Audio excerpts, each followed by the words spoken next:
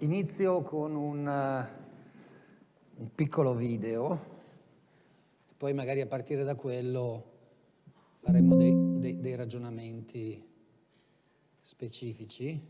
In questi tempi, in cui la collaborazione e l'innovazione sono più cruciali che mai, c'è da sottolineare l'importanza vitale del crowdsourcing nella ricerca scientifica.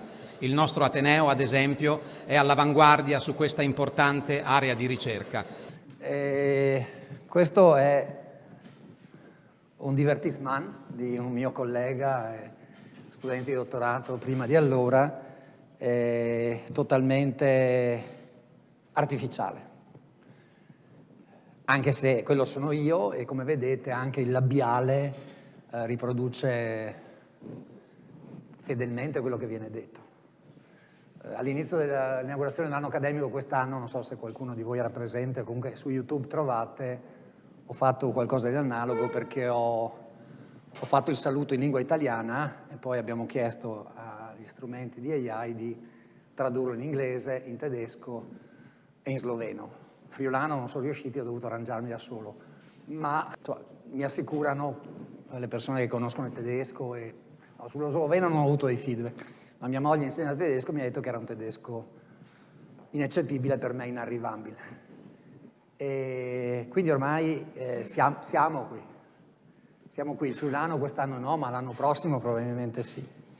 Quindi, anche se i confini, diciamo, tra ciò che è reale e ciò che è artificiale diventano sempre più labili, magari su questo poi avremo modo di ritornare, ciò che è assolutamente reale è l'intelligenza artificiale, l'impatto che l'AI ha sulla vita delle persone e della società. Quindi credo che questo non sia argomento di discussione. Non c'è un ambito della vita, della nostra vita della nostra società in cui l'AI non sia presente. E qualche anno fa un mio collega si è divertito nello stendere un elenco delle applicazioni dell'AI coprendo tutte le lettere dell'alfabeto. Qui ho fatto un po' l'inizio, automotive, bioinformatics, chatbot, ChatGPT, domotica, ma insomma, e-learning.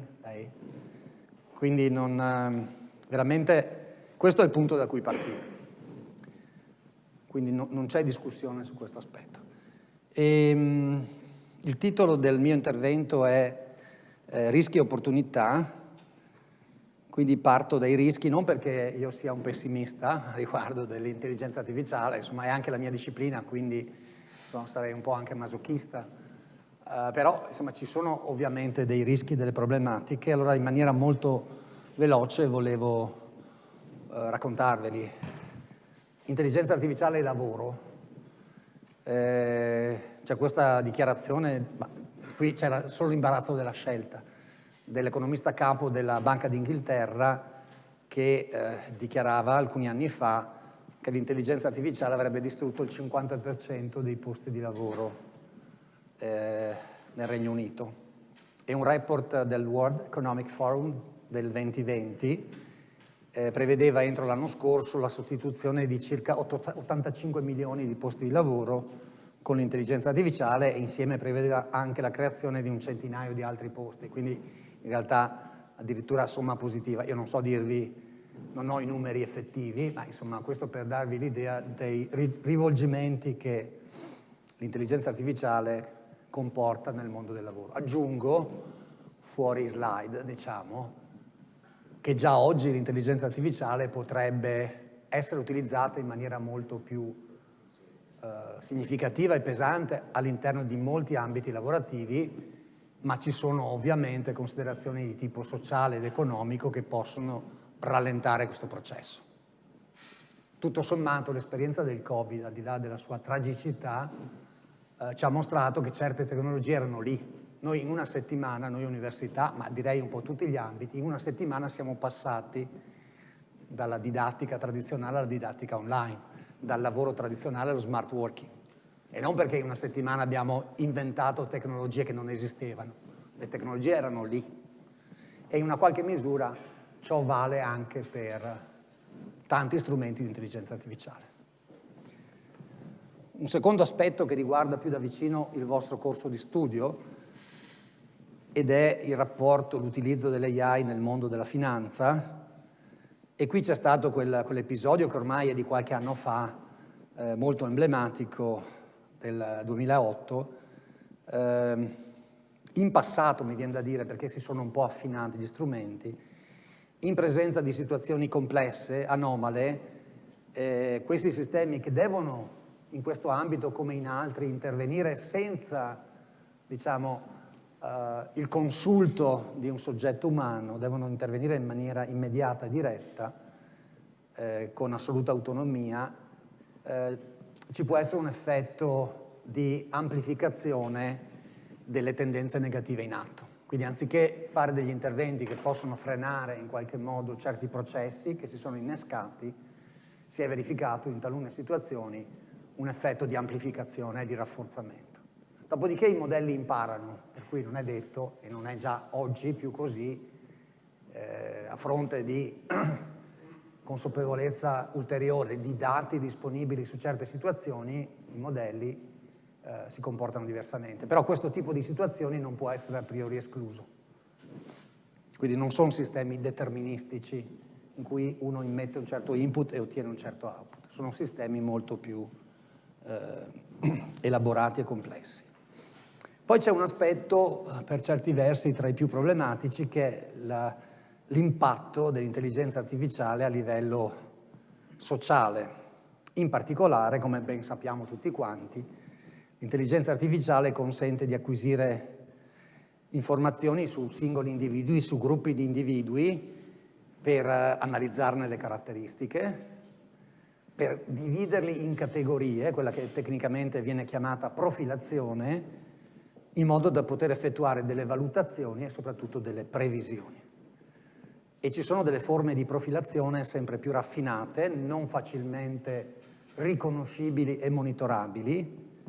E qui la profilazione, cioè questo tipo di fenomeni, spazia su un'ampia gamma di contesti, cioè il tracciamento delle nostre interazioni con la rete, ma anche i sistemi di riconoscimento facciale distribuiti in molti ambiti. Io sono stato in Cina a novembre e direi che passeggiando in un parco, nei parchi della Cina, uno si alza la testa, oltre agli alberi vede anche tutto un sistema di videocamere che fanno questo monitoraggio in forma regolare. E agli assistenti vocali, quando voi interagite con gli assistenti vocali, chiaramente state dando informazioni a questi sistemi. E questo rende ovviamente le persone sempre più esposte a questo rischio di condizionamenti e di manipolazione. Questo è un tema, come potete immaginare, molto molto ampio, su cui si sono fatte delle cose, si stanno facendo delle cose. In Europa c'è questo passaggio fondamentale dell'AI Act, che avrete sentito, che ha avuto poi una sua declinazione anche nazionale l'anno scorso, ma in altri paesi non è così. Ci sono paesi in cui non c'è nessuna regolamentazione dell'intelligenza artificiale. Io non dico che appunto, la regolamentazione rigida sia la soluzione. Lo scorso anno sono stato a Milano all'inaugurazione dell'anno accademico del Politecnico e la Lectio Magistralis Ubi Maio era tenuta da Draghi. E Draghi diceva, sì, anche lui, io con questo sono perfettamente in linea, anche lui riconosceva l'importanza della regolamentazione della disciplina, però aggiungeva il termine flessibilità, cioè non possiamo immaginare che una area disciplinare come l'intelligenza artificiale possa essere regolata una volta per tutte, perché il mondo cambia in continuazione. Quindi anche le regolamentazioni devono essere in grado di adattarsi. Di sicuro, direi, meglio una regolamentazione di nessuna regolamentazione. Però è anche vero che i paesi con nessuna regolamentazione possono avere, capitemi bene, dei vantaggi competitivi da certi punti di vista. Quindi questo è un tema molto, molto delicato. E poi c'è questo tema. Alcuni anni fa, più di 10, molti ricercatori a livello mondiale avevano promosso e firmato una lettera aperta di denuncia, in qualche modo, che prevedeva una trasformazione radicale della guerra grazie all'intelligenza artificiale, immaginando che l'intelligenza artificiale avrebbe dato inizio a una corsa agli armamenti caratterizzata, allora veniva usata questa terminologia, i robot killer. Forse oggi non li chiameremo più robot, li chiameremo droni, però mi viene da dire, l'ho scritto lì, il futuro è adesso. Se voi guardate la guerra in Ucraina e anche altre guerre, quello che insomma veniva denunciato, immaginato una decina d'anni fa, oggi è la realtà. Il piccolo dettaglio è che le armi sono queste, ma chi muore poi sono le persone, per cui questo è un altro grande problema che dobbiamo affrontare. Tutto questo, quindi vi ho sfiorato, ripeto, non ho la pretesa di essere esaustivo, tutto questo si inserisce all'interno di un processo più generale che i ricercatori hanno riassunto in questa espressione Artificial General Intelligence, la trovate probabilmente con questa espressione AGI, intelligenza artificiale generale se traduciamo in italiano, che ha un obiettivo che in realtà non è nuovo. Per chi come me fa ricerca da decenni in AI, le sue orecchie riecheggia qualcosa di già sentito, però insomma adesso forse con rinnovato fervore l'obiettivo è di costruire dei sistemi artificiali in grado di eseguire ogni compito di natura intellettuale che l'essere umano è in grado di eseguire. Questo è lo slogan, l'obiettivo di questa area di ricerca. Quindi non dei sistemi che uno pensa per realizzare una specifica attività di natura intellettuale, anche molto sofisticata, anche molto avanzata, ma degli strumenti che abbiano in qualche modo la versatilità degli esseri umani, degli esseri viventi, quindi che siano in grado di apprendere, learning, che siano in grado di ragionare e che siano in grado, grazie a queste capability, queste capacità, di affrontare e per quanto possibile risolvere problemi di qualsiasi natura, problemi di natura intellettuale, diciamo. Anche se poi ci torno, questa distinzione rigida tra mondo intellettuale e mondo pratico è una distinzione un po' artificiosa. Comunque in grado di affrontare e risolvere tutti i problemi che gli esseri umani, gli esseri viventi sono in grado di risolvere. Questo è un po' il contesto, partiamo dai rischi. Finiremo sulle opportunità o comunque vi racconterò anche le opportunità. Ripeto, io non sono pessimista. Adesso vorrei fare un breve viaggio, breve veramente, cercando di dirvi in modo sintetico, uno, che cos'è l'intelligenza artificiale.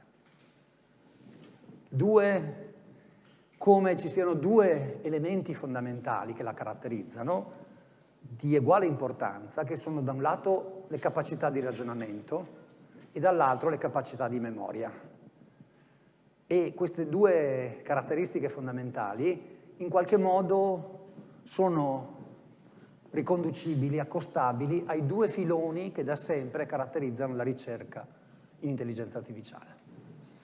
3, vi porrò la questione del rapporto tra l'intelligenza artificiale e gli esseri umani, cioè del rapporto tra l'intelligenza artificiale e l'intelligenza degli esseri umani.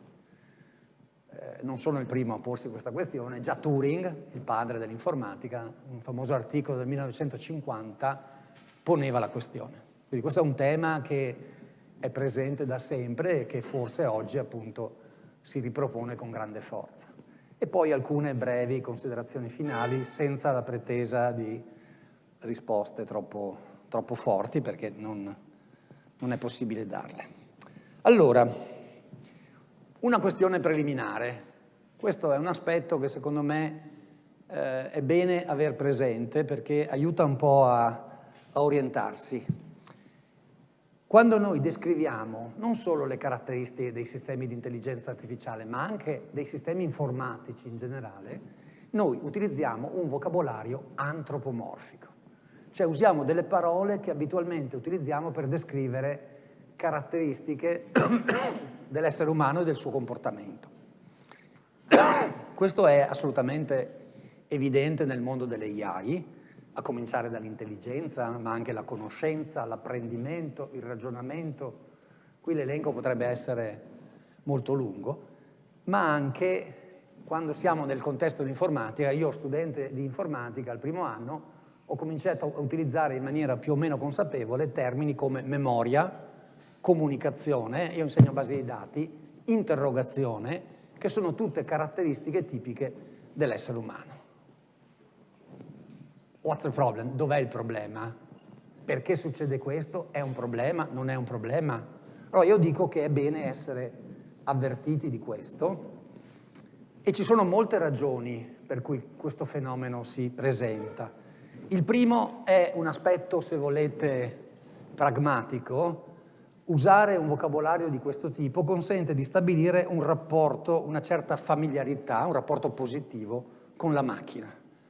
C'è una sorta di riconoscimento, diciamo, implicito dell'interlocutore macchina, fatemelo dire in questo modo. C'è un aspetto altrettanto importante, forse anche di più, è che noi, usando questo vocabolario, riusciamo a capire meglio alcune caratteristiche della macchina e del suo comportamento per analogia con le caratteristiche dell'essere umano. Quando parliamo della memoria di un sistema artificiale, in qualche modo riusciamo a capire alcune sue caratteristiche pensando a come è fatta la memoria degli esseri viventi. Memoria a breve termine, memoria a lungo termine, memoria associativa. C'è un terzo aspetto che è, in alcuni contesti, qui vi ho riportato quello che è il padre riconosciuto della cibernetica, Norbert Wiener, il cui ultimo studente di dottorato è stato un nostro collega all'Università di Udine, il professor Della Riccia. In alcune aree, come la cibernetica, gli esseri umani e gli anomali sono stati presi programmaticamente quali modelli di riferimento per la costruzione di sistemi artificiali. Quindi questo fatto di usare un vocabolario di questo tipo non è casuale, è proprio perché noi in qualche modo cerchiamo di riprodurre le caratteristiche della memoria degli esseri umani, le caratteristiche di ragionamento degli esseri umani, eccetera, eccetera. Quindi queste sono le ragioni. Tra l'altro aggiungo, è sempre stato così in una certa misura. Quando si parla di cavalli a vapore, si parlava di cavalli a vapore, stavamo parlando di cavalli per descrivere il funzionamento di macchine. È chiaro che c'è un rischio, poi alcuni non lo vedono come un rischio, ma insomma c'è un rischio che è assumere che la struttura e il funzionamento dei sistemi di intelligenza artificiale riproducano esattamente la struttura e il funzionamento, mi esprimo così, degli esseri umani e degli animali. Cioè c'è sempre la possibilità che ci sia poi un clash che ci porta a identificare. Quindi usiamo lo stesso vocabolario, ma alla fine nella convinzione che non ci sia una distinzione fondamentale tra gli uni, le macchine e gli altri, gli esseri umani, gli esseri viventi.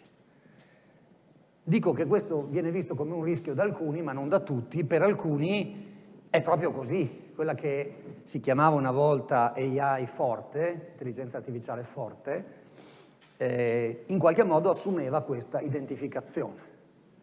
Cioè le macchine riproducono esattamente i meccanismi, la struttura e il funzionamento degli esseri viventi.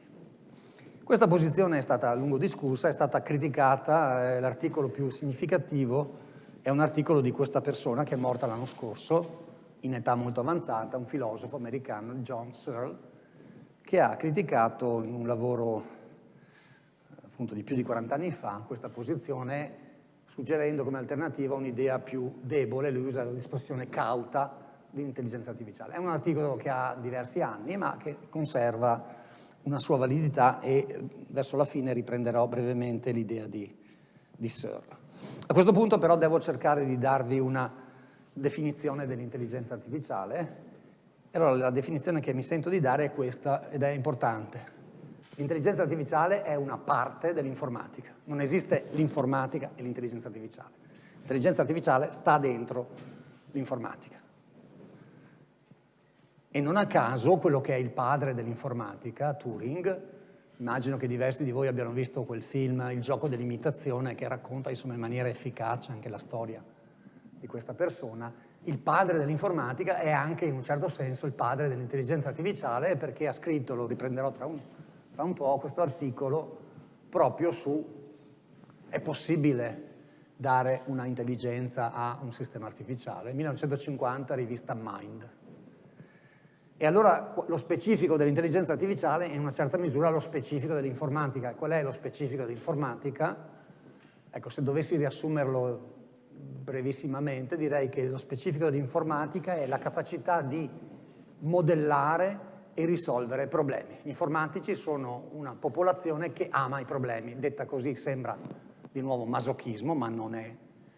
Nel senso che l'informatico, quando ha davanti un problema, cerca di rappresentarlo nel miglior modo possibile che gli consenta poi di risolverlo. E come sottolineo qua, la capacità di formalizzare bene i problemi è almeno altrettanto importante poi della capacità di risolverli. Se voi non descrivete bene un problema, non potete sperare di risolverlo. Okay? Quindi lo specifico dell'informatica e dell'intelligenza artificiale è capacità di descrivere, modellare, caratterizzare problemi e sperabilmente, quando possibile, di risolverli. Se le cose stanno così, il concetto che sta al cuore dell'intelligenza artificiale e dell'informatica è il concetto di algoritmo. Io qui ogni volta faccio questa sottolineatura, quando sento dire così nella stampa o nei discorsi comuni è colpa dell'algoritmo, la dittatura dell'algoritmo, io sussulto sempre perché l'algoritmo non ha colpe ed è invece al cuore della nostra disciplina, è la cosa che un informatico, insomma, che all'informatico piace di più. Allora, ci sono corsi, insegnamenti universitari di teoria degli algoritmi, non ho la pretesa di condensare in una slide un insegnamento di questo tipo, però l'idea spero di riuscire a darvela. Che cos'è un algoritmo? Poi l'esempio è classico, ma spero efficace. Un algoritmo è una descrizione finita, un testo, non ambigua, quindi finita vuol dire che non posso descrivere un algoritmo usando un numero infinito di parole, devo riuscire a descriverlo in un testo finito. Non ambiguo, quindi quello che sta scritto io lo devo capire, interpretare senza ambiguità. Di che cosa? Di una sequenza di operazioni che consente a un certo soggetto, questo soggetto possiamo essere noi, può essere una macchina, può essere tante cose diverse, quindi il modo in cui è descritto l'algoritmo dipende dal soggetto che poi deve eseguirlo. Questa sequenza di operazioni consente alla gente, noi, il calcolatore, chi so io, di risolvere un determinato problema. È detto in modo molto sintetico e generale, ogni parola andrebbe approfondita, ma un esempio classico che trovate in tanti libri anche di divulgazione dell'informatica è la ricetta. Una ricetta è un algoritmo.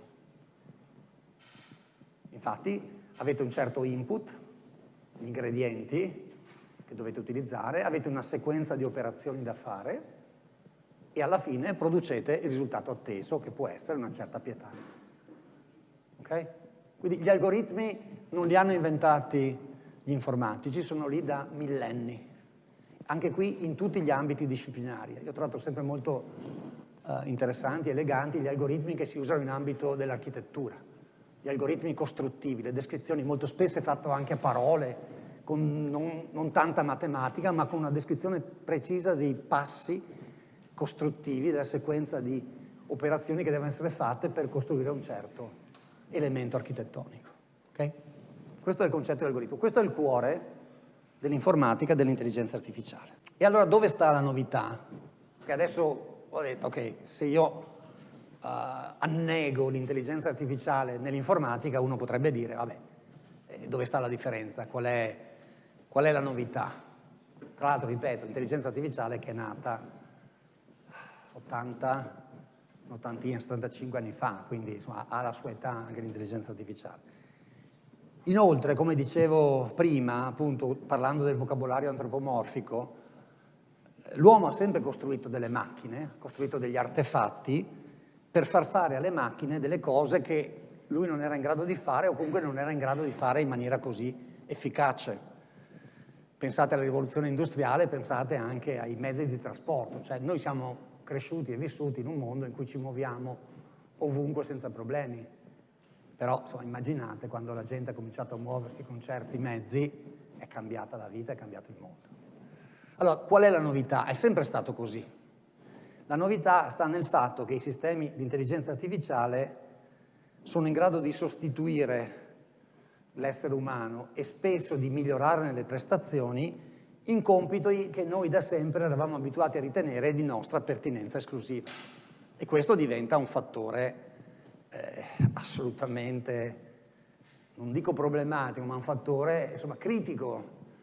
Quando questi sistemi toccano questa sfera che noi riteniamo di nostra pertinenza esclusiva, allora tutti diventiamo più sensibili. Questa è un po' la ragione del fatto che pur inserendoci all'interno di una dinamica, di un dinamismo che è tradizionale, reagiamo in maniera un po' diversa. Uno potrebbe osservare in una certa misura che tanti compiti che noi abbiamo ritenuto tradizionalmente intellettuali, cioè compiti che richiedevano intelligenza, forse tanto intelligenti non erano. Tanti compiti ripetitivi che siamo costretti a fare. Però questo non risolve il problema, perché in realtà questi strumenti riescono a intervenire anche su compiti effettivamente più sofisticati. Quindi questo è un aspetto, una sorta di pulizia, diciamo, dei compiti di natura intellettuale, ciò che veramente richiede intelligenza e ciò che invece tutto sommato anche no, però questi strumenti toccano anche una sfera che tutti noi riconosciamo come la sfera dell'intelligenza. Okay? Quindi questa è la ragione per cui le cose sono un po' diverse. Allora adesso vado un po' nello specifico dell'intelligenza artificiale, quindi questo è il contesto, la definizione, la nozione generale. Dopodiché, come vi dicevo prima, ci sono due dimensioni lungo le quali si sviluppa l'intelligenza artificiale, che sono la dimensione del ragionamento e la dimensione della memoria. Anche qui, dico per me stesso, ma forse vale anche per voi, se uno pensa a compiti di natura intellettuale, istintivamente pensiamo più al ragionamento che alla memoria. La memoria ci pare una funzionalità, sì, fondamentale, ma dove si colloca? Ecco, l'intelligenza artificiale secondo me ci ha aiutati a comprendere che le capacità di memoria sono almeno altrettanto importanti delle capacità di ragionamento per gli esseri umani nelle loro attività intellettuali. Ok? Magari su questo poi, se volete, possiamo tornare. E ci sono due filoni, i due filoni fondamentali della ricerca in AI che si occupano prevalentemente dell'una o dell'altra. Per cui c'è tutta la parte cosiddetta di intelligenza artificiale simbolica o guidata dai modelli che fa riferimento in primis alle capacità di ragionamento e tutta la parte che veniva chiamata tradizionalmente subsimbolica, dopo subsimbolica suonava un po' negativo, si preferisce guidata dai dati, che fa riferimento invece fondamentalmente alle capacità di memoria. Quindi ragionamento e memoria sono i due filoni lungo i quali si è sviluppata l'intelligenza artificiale.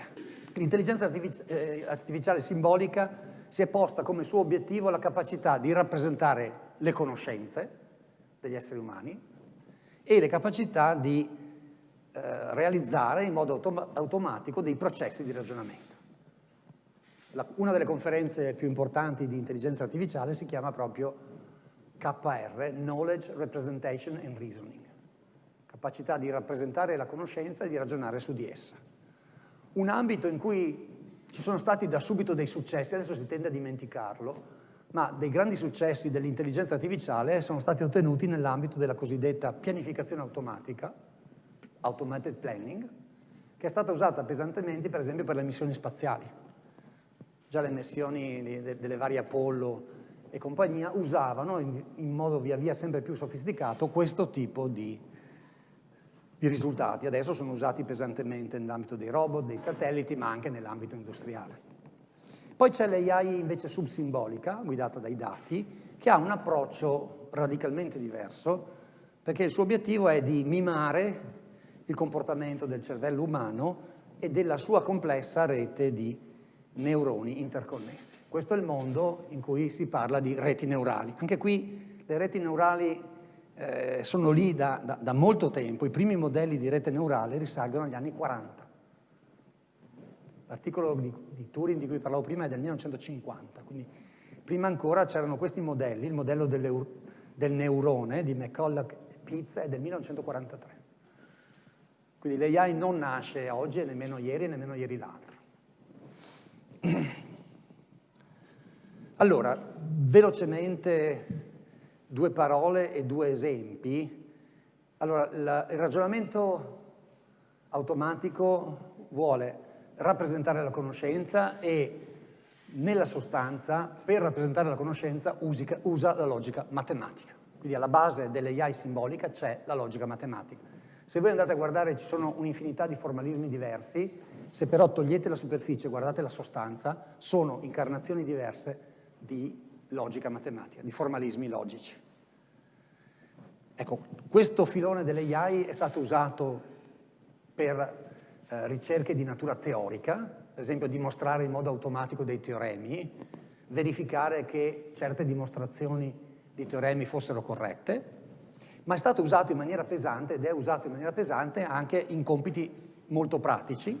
Uno è quello della pianificazione automatica, uno è quello della robotica collaborativa, di cui dirò due parole tra un attimo, un altro è quello della gestione dei processi aziendali, quello che in letteratura, non so, avrete incontrato, si chiama workflow management, gestione dei workflow, dei processi. La robotica collaborativa è un ambito molto interessante perché parla dell'utilizzo di robot in ambienti flessibili. Allora, la robotica è lì da un sacco di decenni, però è stata usata tradizionalmente in modo confinato. Cioè io ho un insieme di robot, per esempio nell'industria automobilistica, ma un po' in tutte le industrie anche del nostro territorio, che fanno certe cose anche molto sofisticate, ma stando nettamente separate dall'essere umano. Allora, la frontiera attuale è quella di riuscire a mescolare in uno stesso ambiente soggetti artificiali, robot, e soggetti umani per portare a termine compiti in maniera interattiva.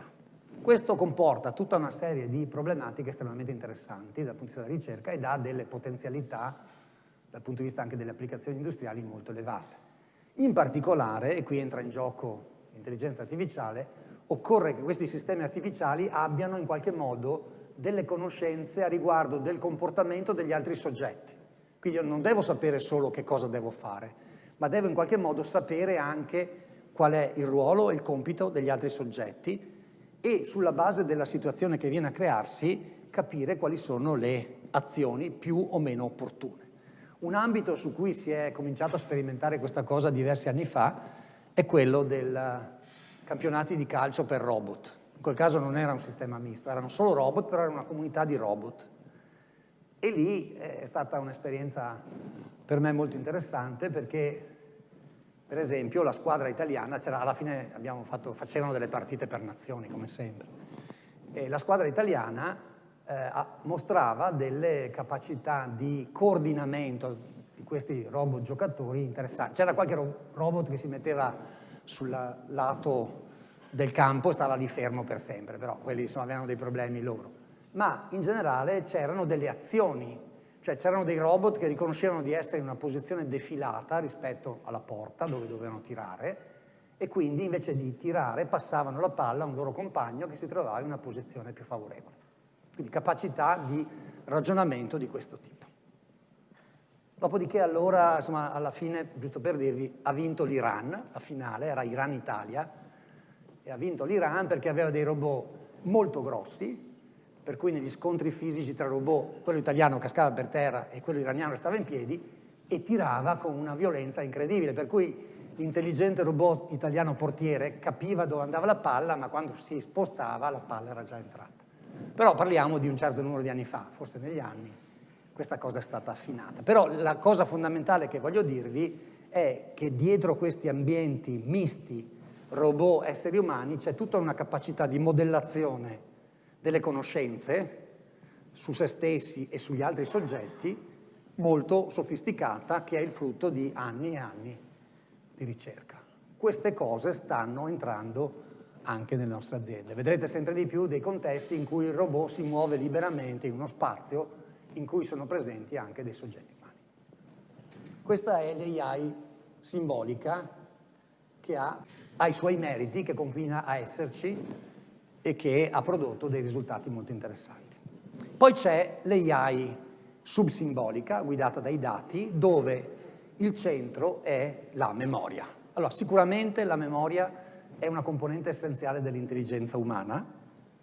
Un aspetto interessante della memoria, pensate anche a voi stessi, è che la memoria ha una dimensione temporale, cioè i dati non è una fotografia istantanea, è qualcosa che si estende nel tempo.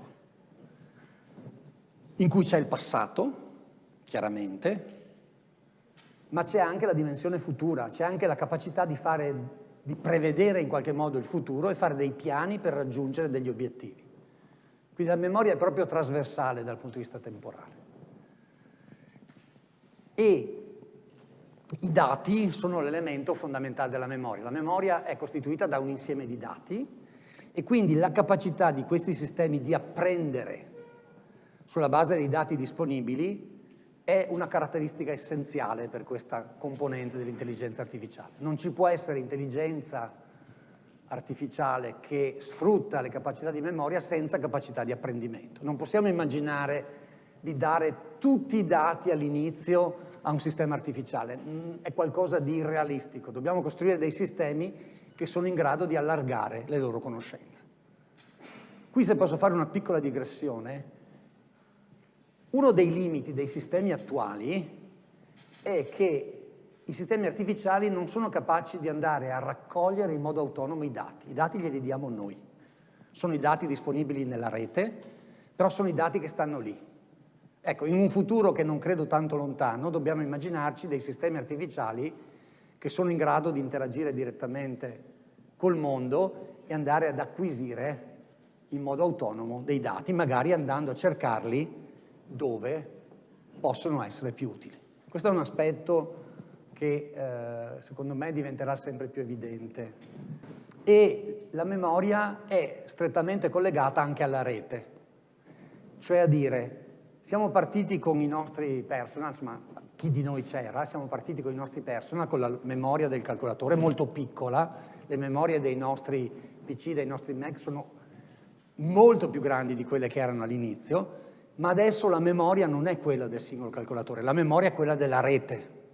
È una memoria enorme, distribuita e condivisa. Quando uno parla dei meriti di Internet, secondo me questo è la rivoluzione più grande.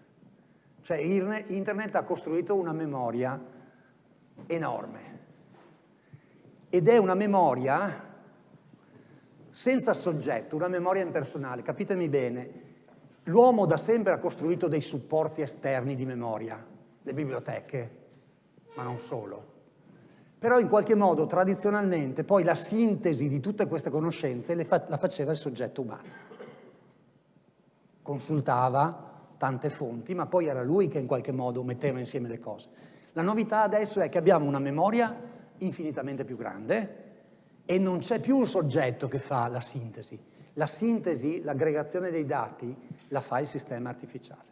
Quindi questo è un salto quantico, mi verrebbe da dire se fossi un fisico, rispetto al mondo precedente.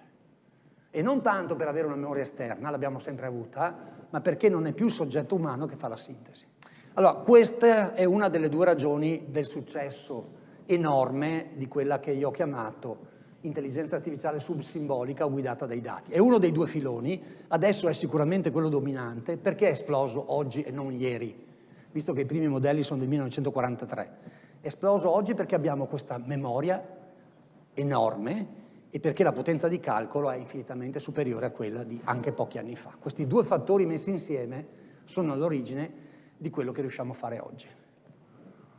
Le applicazioni sono tantissime, le conoscete penso tutti quanti, io qua ne richiamo alcune. Una è quella delle tecniche di profilazione, che vi dicevo prima, che nascono in ambito economico. I primi esempi, insomma, probabilmente li fate anche, li vedete anche a lezione, sono quelli in cui uno sulla base dei comportamenti degli acquirenti sceglie come disporre i prodotti all'interno di un supermercato. Sono cose quasi preistoriche oggi, ma insomma ancora efficaci.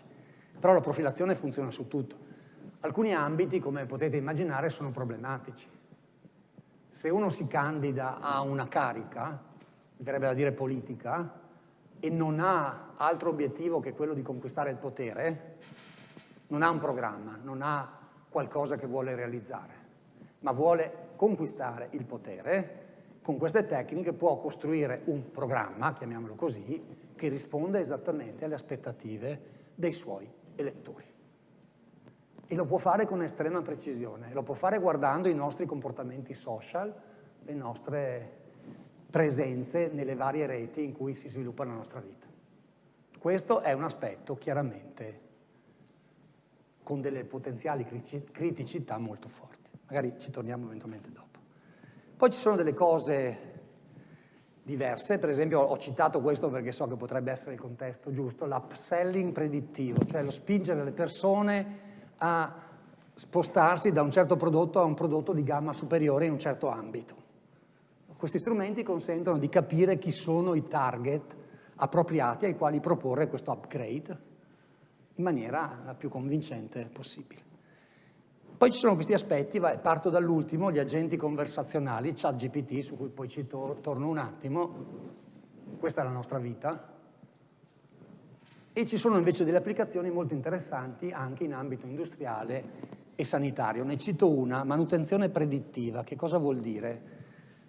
Vuol dire che questi strumenti ci consentono di, sulla base del comportamento passato di certi sistemi, di certi dispositivi, ci consentono di monitorare in tempo reale il funzionamento di un sensore, per esempio, e di riconoscere in anticipo situazioni che, se non interveniamo, portano al malfunzionamento e alla fine al guasto e all'interruzione del comportamento, delle operazioni di un certo dispositivo.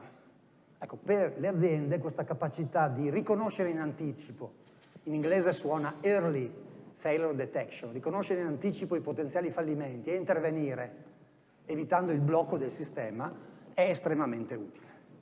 Aggiungo, capitemi bene, che qualcosa del genere si può fare anche con gli esseri umani.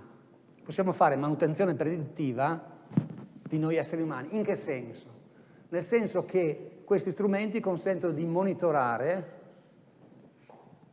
la nostra situazione sanitaria, la nostra salute, il nostro stato, e riconoscere in anticipo alcuni segnali che, se non interveniamo, ci possono portare a situazioni estremamente problematiche. Io qui ho un esempio, non è mio, il mio collega dell'Università della Calabria, quando è venuto a Udine al nostro convegno nazionale 2 o 3 anni fa, riportava questo esempio. È venuto da me un collega medico, mi ha mostrato un insieme di immagini, siamo nell'ambito oncologico, e mi diceva: guarda, queste sono le immagini attuali in cui c'è uno stato di avanzamento del tumore tale che praticamente non sono più in grado di intervenire.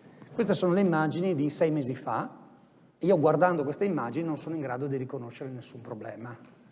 Allora, con i tuoi strumenti, la sfida del medico, con i tuoi strumenti, mettendo insieme tutte le immagini, disponendo di tutto lo storico, perché poi tenete presente il vantaggio, la potenza di questi strumenti è che dispongono di una quantità enorme di dati, saresti stato in grado di anticipare già allora la presenza di un problema? E lì la risposta è di tipo empirico sperimentale, ha provato, e la risposta è stata affermativa. Ecco, situazioni di questo tipo sono situazioni che mi viene da collocare sotto la keyword opportunità. Cioè, nell'ambito medico sono sicuramente dei casi, delle situazioni, questo vale per l'ambito oncologico che ho citato, ma direi che vale per tutti. Noi stiamo facendo una ricerca, penso che non sia nell'ambito del ginecologico, nel senso la capacità di riconoscere anticipatamente la opportunità o meno di fare un taglio cesareo, di fare un parto cesareo. Ci sono molti casi in cui uno fa un cesareo e poi dice: ah, ma non serviva, lo potevo fare a meno. Ecco, l'idea è, guardando il decorso della madre, vedere se è possibile riconoscere dei segnali in cui il parto cesareo è assolutamente opportuno, dai casi in cui in realtà la situazione può evolvere secondo un corso naturale. Ambito totalmente diverso, stesso tipo di opportunità. Quindi manutenzione predittiva degli esseri umani può essere, al di là del vocabolario, una opportunità. Vengo alla ultima parte, diciamo, un po' filosofica, cerco di mettere insieme, nel senso che mi pongo il problema, e vi pongo il problema, ok, ragionamento, memoria, intelligenza umana. Cioè, l'intelligenza umana è memoria più ragionamento o c'è dell'altro? Allora, qui torno a quell'articolo di Turing del 1950, che è riconosciuto come test di Turing, gioco dell'imitazione. Il film ci perde un po', insomma, tratta un po' questo aspetto, e l'idea di Turing è questa. Questo, attenzione, i filosofi lo chiamano un esperimento mentale. Chi poi ha cercato di mettere in pratica il test di Turing, sì, poteva farlo ovviamente, ma non ha capito il senso con cui l'ha proposto Turing. Il test di Turing dice: come faccio a valutare se una macchina può essere definita intelligente? E dice: io dico che una macchina può essere definita intelligente se riesce a convincere una persona, un essere umano, che il suo comportamento dal punto di vista intellettuale è indistinguibile da quello dell'essere umano medio. Come implementa l'esperimento? Quell'immagine a destra in modo schematico lo ricorda. C'è un esaminatore umano, ci sono due interlocutori, una macchina e un calcolatore, e l'esaminatore pone delle domande all'uno e all'altro e raccoglie le risposte. Chiaramente gli interlocutori possono cercare di dissimulare la loro identità. Quindi non è che uno chiede sei una macchina e l'altro risponde sì. Farà delle domande e gli interlocutori risponderanno nel modo che ritengono più appropriato.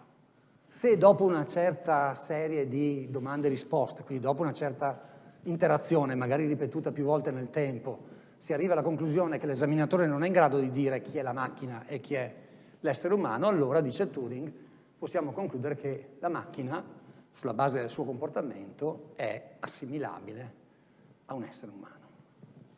Allora, prima di andare su Searle e sulla sua critica abbastanza radicale a questa idea di intelligenza, volevo fare due declinazioni, due osservazioni importanti. Uno, da sempre in informatica, e io aggiungerei giustamente, l'intelligenza è stata associata al linguaggio. Cioè il linguaggio ha un ruolo fondamentale nella intelligenza umana. Si manifesta attraverso l'interazione e la comunicazione linguistica.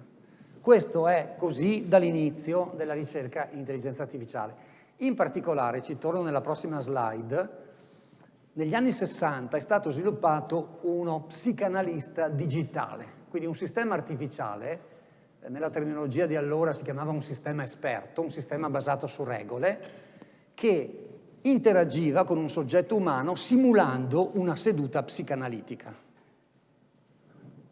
E vi farò vedere un esempio di questa interazione tra un attimo. Un sistema molto semplice, molto, direi anche rudimentale, perché aveva delle regole. Se il soggetto dice questa cosa, rispondi in questo modo. Ma siccome non poteva avere una casistica completa, in situazioni in cui non aveva la risposta, cercava di essere empatico. Empatico vuol dire cercava di essere furbo, poi vi mostro anche nel concreto. Il linguaggio è al centro anche di questo articolo di Searle, che va sotto il nome di esperimento della stanza cinese, poi capirete che cosa c'entra la Cina in questo esperimento, e il linguaggio è alla base di tutto l'universo dei sistemi conversazionali, dei chatbot, ChatGPT, di nuovo stiamo parlando del linguaggio. Quindi l'intelligenza artificiale dall'inizio è strettamente collegata al linguaggio. Allora, questo è un esempio di interazione con questo sistema esperto ELISA. Allora, ELISA dice, ELISA è il sistema e you è il paziente, diciamo. In questo caso è una donna. La domanda del sistema è: c'è qualcosa che ti preoccupa? La risposta è: gli uomini sono tutti uguali. La macchina, il sistema dice: qual è la relazione tra la mia domanda e la tua risposta? E la risposta della paziente è bugging, letteralmente vuol dire ci stanno tormentando, ci stanno stressando, adesso non mi ricordo il termine esatto, su questo o quest'altro. Stanno sempre girando attorno. Allora la macchina chiede: mi puoi fornire uno specifico esempio? Il soggetto dice: sì, bene, il mio fidanzato ha voluto che io venissi qui. E qui vedete un esempio. Il sistema non sa cosa dire. Il mio fidanzato ha voluto che venissi qui. Ok, come faccio a portare avanti il discorso? E la macchina fa questo giochetto, dice: è importante per te che il tuo fidanzato ti abbia detto di venire qui. Quindi il contenuto informativo di questa frase è vuoto. Semplicemente il sistema ha preso la frase dell'interlocutore e l'ha girata in modo da far proseguire la conversazione. Allora a questo punto è lei che va avanti, che porta avanti il discorso e dice qualcosa del tipo, e gli dice sempre che sono depressa il più delle volte. E di nuovo Elisa cosa dice il sistema? Il sistema dice, mi dispiace, I'm sorry, mi dispiace sentire che sei depressa. E la persona, l'interlocutore riprende, è vero, io sono infelice. Ecco, qui avete un esempio di una tipica interazione tra il sistema e una persona. Allora, la cosa interessante che è successa allora, ma che è successa anche, che succede anche oggi, questa frase che ho riportato sotto è una parte originale di questa presentazione perché stava nell'inserto salute del Corriere della Sera di ieri. Allora, la cosa curiosa di allora, ma anche di oggi, è che anche quando l'autore del sistema, di Elisa, ha detto attenzione, non esiste, non c'è uno psicanalista, è un sistema che ho costruito io, le persone continuavano a utilizzare questo sistema perché trovavano l'interazione col sistema gradevole, piacevole, utile. Allora, amico chatbot, almeno tu ascoltami, una ricerca recente mostra come gli adolescenti, pur sapendo di parlare con una macchina, non ci rinunciano. E se negli anni 60 questa empatia, mi dispiace sentire, è importante che tu... Cioè, potete immaginare a che livello siamo arrivati oggi. E infatti non trovate mai questi sistemi che vi dicono sei un disgraziato. Questi sistemi, scusami, ho sbagliato, non sapevo, hai ragione. Allora, warning, sono sistemi artificiali molto raffinati che dagli anni 60 al 2025 hanno imparato molto, però attenzione. Okay?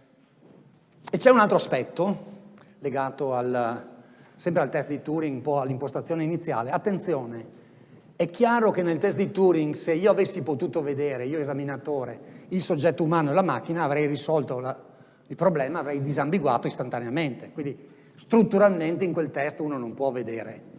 Però il fatto di immaginare che ci sia un'intelligenza in cui il linguaggio ha giustamente un ruolo fondamentale, priva di un corpo, è stato uno dei limiti forti ed è stato anche una delle cose che poi negli anni sono cambiate.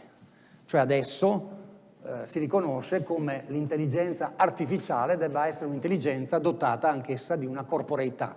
Cosa vuol dire? Vuol dire che ci devono essere dei sistemi in grado di acquisire informazioni, delle attività di sensing di tutti i tipi e dei sistemi in grado di agire sul mondo circostante, di utilizzare quelli che vengono chiamati degli attuatori.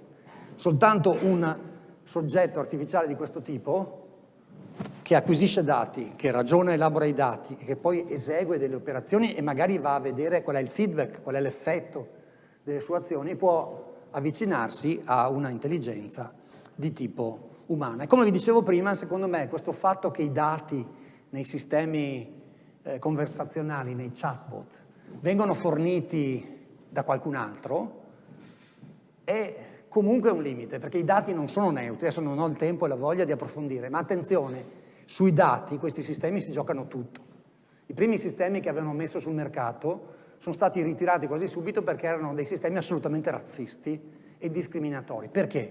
Perché erano stati addestrati su dati che non rappresentavano in maniera corretta il dominio applicativo. Erano dati molto polarizzati e il sistema ha imparato e quindi era assolutamente razzista e discriminatorio. Quindi attenzione, ma questo vale sempre. I sistemi si affinano, però la dipendenza della qualità del comportamento di questi sistemi dai dati su cui operano, dalla rappresentatività dei dati che utilizzano, su cui fanno training, dalla copertura delle diverse situazioni, dalla quantità di dati che ho a disposizione. Si parla di tecniche di costruzione sintetica dei dati. Quando i dati non sono abbastanza si cerca di costruirli in maniera artificiale, con tutte le problematiche annesse e connesse. Quindi attenzione, i dati giocano un ruolo fondamentale e al momento sono dei dati che noi, in senso lato, noi rete, se volete, mettiamo a disposizione. Tra l'altro, fatemi dire anche questo, sono comunque dei dati che gli esseri umani mettono a disposizione dei sistemi. Quindi alle volte ci stupiamo del comportamento umano di questi sistemi, ma questi sistemi costruiscono il loro comportamento sulla base di dati che noi esseri umani abbiamo messo a loro disposizione. Quindi anche qui, attenzione, è giusto sorprendersi, ma fino a un certo punto. Ricordate, dicevo prima, potenza di calcolo grandissima, quantità di dati smisurata. Ma questi dati sono dati umani. Va bene, qui avete un po' l'evoluzione dei sistemi robotici artificiali, quello a sinistra è Stanford 1960, quello a destra è uno dei primi esemplari di una classe di sistemi sviluppati dai tedeschi per intervenire e fare delle riparazioni nei satelliti, quindi interventi in satelliti di sistemazione. Se andate in rete su YouTube, se non l'hanno tolto, ci sono degli esempi in cui il robot della famiglia Justin prepara il caffè americano, non il caffè nostro, in cui mette, insomma, è interessante da osservare. Notate sempre anche qui che la cosa importante di questi sistemi che fa la differenza non è tanto il livello di sofisticazione del singolo compito che riescono a svolgere, quanto le capacità, per esempio, di interagire con altri sistemi. E lì la vera sfida. Perché io posso essere estremamente sofisticato in un compito ben definito, non c'è bisogno di tanta intelligenza, tra virgolette, nel senso che noi codifichiamo in un algoritmo quello che il robot deve fare. La sfida vera è dare la flessibilità a questo robot. Allora, se mi date ancora 5 minuti, cerco di arrivare in fondo. Allora, intelligenza, esseri umani, poi ne possiamo parlare. Quindi c'è il linguaggio, c'è il corpo e poi c'è questa parola chiave che viene utilizzata, che è la coscienza. Allora, qual è il legame tra l'intelligenza artificiale, memoria più ragionamento e l'umanità? Uno potrebbe dire che la coscienza è il tratto distintivo dell'intelligenza, potrebbe dire che la coscienza è il tratto distintivo dell'umanità, mettendo insieme che è il tratto distintivo dell'intelligenza dell'essere umano. Quello che è sicuro è che l'intelligenza umana, lo dicevo all'inizio, è un'intelligenza soggettiva, in prima persona. Siamo noi che facciamo sintesi delle conoscenze che abbiamo, che è dotata è l'intelligenza di un soggetto che è dotato di coscienza, di autocoscienza, coscienza di sé, e questa è la parola su cui la ricerca, diciamo, filosofica sulle AI si è concentrata, di intenzioni. Quindi la capacità di sviluppare certi comportamenti a fronte di determinate intenzioni. Io faccio una cosa perché ho intenzione di. La discussione in AI si è sviluppata proprio attorno a questo concetto di intenzione, cioè è possibile dotare un sistema artificiale di un'intenzionalità, in analogia con gli esseri umani? Allora, devo bere un goccio d'acqua, se no non arrivo in fondo.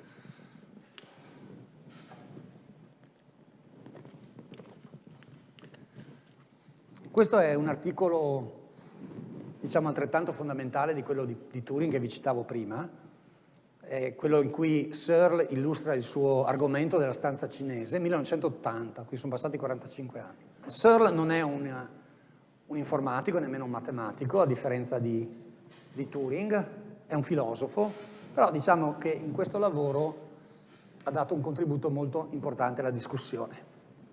Allora, qual è la tesi di Searle? Qual è la dimostrazione?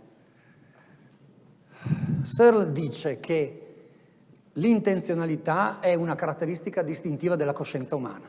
Gli esseri umani hanno una coscienza e tra i modi in cui questa coscienza si manifesta è questa intenzionalità. Il rapporto col mondo degli esseri umani è guidato da questa intenzionalità. E la tesi di Searle è che i sistemi di intelligenza artificiale, così come li conosceva lui e come li conosciamo noi, perché non è cambiato da questo punto di vista, non possiedono un'intenzionalità di questo tipo. Come dimostra, adesso qui non ho il tempo per andare troppo in dettaglio, ma insomma, magari date un'occhiata all'articolo, che è un articolo leggibile, come dimostra la sua tesi Searle? Lo fa attraverso un esperimento mentale, come quello di Turing.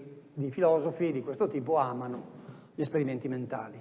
Allora, lui immagina di sostituire un essere umano al calcolatore nella esecuzione di una specifica istanza di un programma, nell'esecuzione di un programma, e fa vedere come questa esecuzione da parte dell'essere umano, che si comporta esattamente come si comporterebbe il calcolatore, può avvenire senza alcuna forma di intenzionalità.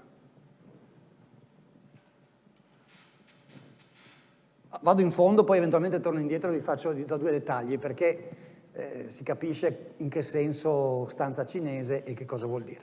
Quindi io prendo un essere umano, tolgo il calcolatore, faccio fare all'essere umano esattamente quello che farebbe il calcolatore, cioè eseguire un certo programma su certi dati di input, e faccio vedere che l'essere umano, se si comporta come si comporterebbe il calcolatore, non ricorre a nessuna forma di intenzionalità. Applica delle regole di cui non capisce assolutamente il senso, e qui entra il cinese, ottiene il risultato desiderato, ma lo fa senza sapere sostanzialmente quello che fa.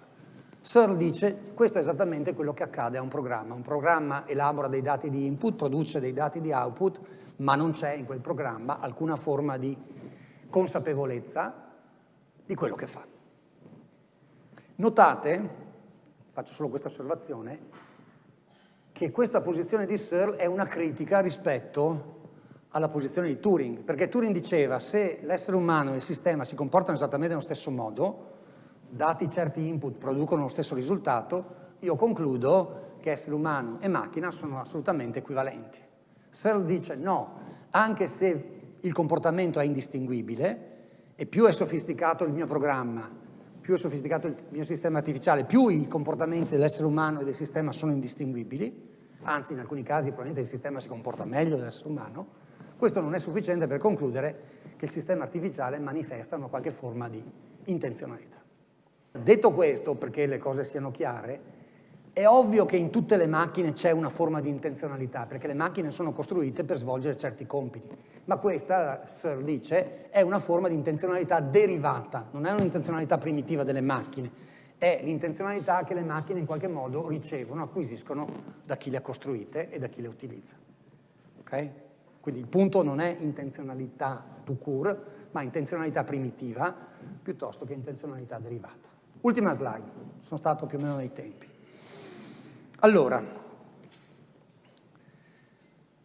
ci sono situazioni in cui non abbiamo toccato tra l'altro l'ambito della formazione, dell'educazione, che ci riguarda molto da vicino, eventualmente nella discussione se volete possiamo tornarci. Ci sono molte applicazioni in cui la presenza dell'intelligenza artificiale e dei sistemi artificiali è essenziale. Penso all'ambito della sicurezza, centrali per la produzione di energia elettrica, dobbiamo reagire a situazioni impreviste in tempo reale. Penso all'ambito dei velivoli, in senso lato, penso all'ambito finanziario e in questi casi non è possibile utilizzare in alcun modo il decisore umano. Non è possibile dire, ok, wait, sentiamo cosa dice l'esperto prima di prendere una certa decisione. Non possiamo perché la scala dei tempi è tale che se aspettiamo abbiamo già perso, non so, dobbiamo intervenire a sistemare una situazione di volo problematica, in questo caso bisogna andare in automatico perché i tempi di reazione dell'essere umano non sono adeguati, oppure nel caso delle centrali nucleari. Quindi non è possibile avere quello che in letteratura viene chiamato human in the loop. Non è possibile garantire la presenza di un decisore umano all'interno del ciclo decisionale. Qua uno già potrebbe sindacare e discutere nell'ambito sanitario.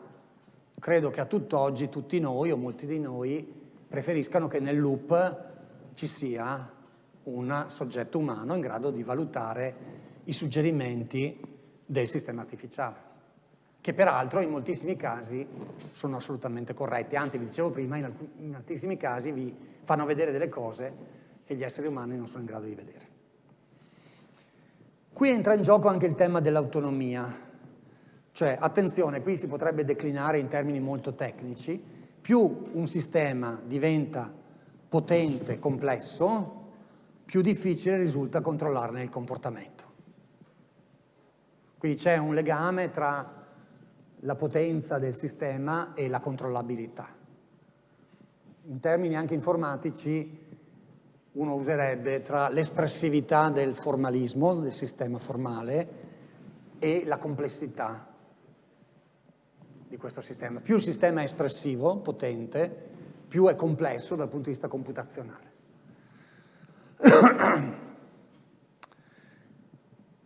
Questo, se volete, è il problema dell'autonomia e della responsabilità delle macchine. Cioè, quanto siamo disposti a rischiare a usare un sistema complesso di cui non riusciamo a garantire il controllo totale. Quale livello di rischio siamo disposti ad accettare? Io qua direi non c'è una soluzione assoluta. Lo stesso AI Act, se andate a guardare, ha distinto situazioni diverse. Quindi qui il ragionamento va fatto caso per caso, bilanciando, per riprendere il titolo di questo intervento, opportunità e rischi. Okay? Quindi l'AI non vi dispensa dalla necessità di decidere caso per caso, di valutare le situazioni.